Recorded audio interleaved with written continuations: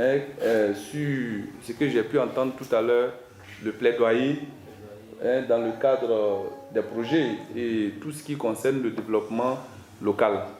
Donc je voudrais remercier toujours les initiateurs de ce projet, les initiateurs de Benkadi, les responsables de projet, qui en tout cas font tout pour que les populations comprennent la nécessité de faire, en tout cas, de promouvoir nos aires protégées et surtout de prévenir les risques de dégradation de nos aires protégées. Alors, je pense que s'ils ont décidé de venir vous former, ce n'est pas fortuit. C'est-à-dire que les gens ne peuvent pas quitter jusqu'à Abidjan et puis venir vous rassembler dans une salle dans le but de vous former à quelque chose. Ce qu'on peut vous demander, c'est de voir au-delà de cet aspect qui est en jeu, c'est-à-dire au-delà des titres qui a permis à ce qu'on vous regroupe. Ils en appellent à votre responsabilité. Ils en appellent parce que c'est une responsabilité qui est tellement grande que le projet Benkadi, là, c'est-à-dire la protection de nos aires protégées, là, l'enjeu dépasse vous-même votre circonscription, c'est-à-dire votre village là. L'enjeu dépasse votre village, l'enjeu dépasse la circonscription de Guébli, l'enjeu est national, l'enjeu est mondial. Parce qu'aujourd'hui, quand on parle de réchauffement climatique, on a été à des séminaires où ils nous ont expliqué, où nous avons vu, quand on dit réchauffement climatique, quelles sont les conséquences, nous on a vu.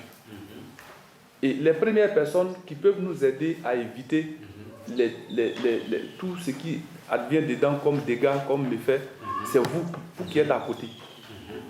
C'est pourquoi ils se déplacent, ils nous dépassent et puis ils viennent vous former à côté.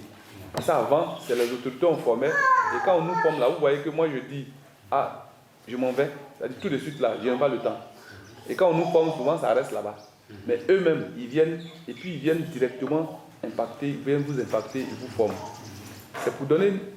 Parce qu'il n'y a pas longtemps, j'étais à une rencontre ici où certains disaient que non, c'est parce qu'on est situé dans le mont Péco. Vous avez entendu ça ici, non? Qu'on est situé à l'intérieur. Si on était à l'intérieur, cette formation n'était pas pour vous.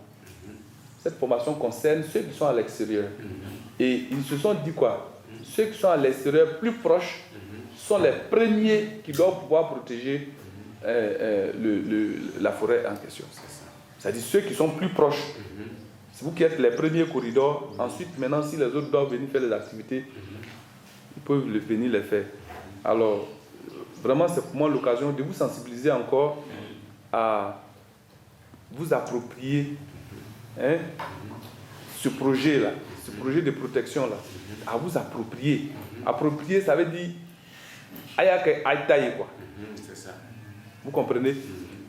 Parce que aujourd'hui, dans la sous-préfecture de Guébli, le côté Petit Guiglo, là, c'est le côté le plus touché par les vieillissements des plantations, c'est le côté le plus touché par les maladies de cacao, c'est le côté, en tout cas les questions climatiques là, c'est le côté, j'allais dire, où la zone est fatiguée. La zone est, il y a une fatigue. Par rapport au côté droit de Tchemeson, votre côté est plus concerné par les problèmes climatiques. Merci. Ça là, je le dis, quand vous venez, vous allez voir que en pleine saison des pluies là, vous allez voir comment vos feuilles sont asséchées. N'est-ce pas? Les feuilles de cacao là, on voit c'est jaunâtre. Or, on devait être à une période où c'est vraiment complètement vert. Et ça là, ceux qui viennent pour, en tout cas, pour que ces conditions changent, pour que le climat change, pour que les précipitations, là, les pluies là, reviennent comme ça devait. Parce que maintenant, les pluies viennent au moment où on ne les attend pas. Et au moment où on s'attend à elles, elles ne viennent plus. Et au moment où tu dois... Donc, ça fait que vous-même, vous êtes perdu dans les saisons. Le cacao même se cherche. Donc, vraiment, c'est le lieu pour vous. Parce que quand on vous donne les conseils dans ce sens, il y en a qui vont venir ici aujourd'hui, là. Comme eux, ils n'ont pas eu peut-être tricot, là. Ils vont dire, bon, ils viennent plus. Ils viennent plus suivre, ou bien les indications qu'ils ont données, parce que simplement, lui n'a pas eu de tricot. Ou bien on a dit responsable d'association. Comme lui, il est responsable d'association chez lui, qui a plus de membres que pour Kouaï, il va dire mais pourquoi c'est Kouaï qui est le responsable? Et puis moi, on ne m'a pas appelé là-bas pour me présenter à tout le monde. D'accord, moi-même là, le projet, je n'adhère plus. Mais en quelque sorte, c'est ton avenir que tu es en train de jouer. On se comprend? Oui. Si aujourd'hui, le cacao donne, vous qui êtes là, c'est vous qui m'avez dit qu'on est venu pour faire champ de cacao, on n'est pas venu pour faire village là. Vous qui êtes là, c'est vous qui êtes les premiers bénéficiaires. Donc, suivez ce projet. C'est une formation qu'on vous donne. Je suis sûr, quand vous vous êtes formé, vous relayez à toute la population. Merci beaucoup. Donc, et puis les localités sont en concurrence dans ce projet. On est en concurrence avec les autres. Et moi, comme je sais que je compte sur vous, on se connaît, non? Je compte sur vous. Je vous demande à ce que vous vous impliquiez pleinement dans ce projet. Comment il s'appelle? Alors, rappelle-moi ton nom. Kwame Denis. Oui.